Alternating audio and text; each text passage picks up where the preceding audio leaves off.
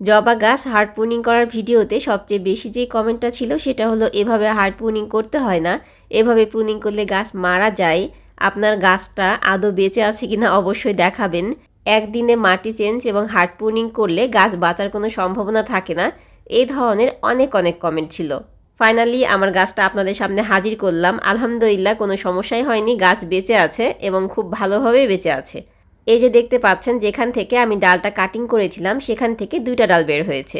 মানে আপনি গাছগুলোকে যত বেশি কাটাই ছাঁটাই করবেন তত বেশি ঝোপালো হবে। এই গাছটাতে আগে 2টা ডাল ছিল, ছাঁটাই করার পরে এখন 4টা ডাল বের হয়েছে। ডালগুলোর মধ্যে 2টা ডাল বেশি বড় হয়েছে, 2টা ডাল কম বড় হয়েছে। এটার অবশ্য একটা কারণ আছে, কারণ গত 2 মাস ধরে আমি বাসায় ছিলাম না।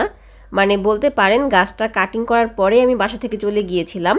যাওয়ার সময় আমি গাছটাকে যেইভাবে রেখে গিয়েছিলাম ঠিক সেইভাবেই ছিল, শুধু মাঝে মাঝে পানি দেওয়া হয়েছে কিন্তু গাছগুলোকে ঘুরিয়ে দেওয়া হয়নি। এই কারণে যেই সাইড থেকে রোদ আসে ওই পাশটাতে ডালগুলো বেশি বড় হয়ে গেছে, আর যেই পাশে রোদ পায়নি ওই পাশে ডালগুলো ছোট হয়ে আছে। যাই হোক, ওইটা কোনো ব্যাপার না, আবার যখন ছাঁটাই করব আশা করি ঠিক হয়ে যাবে।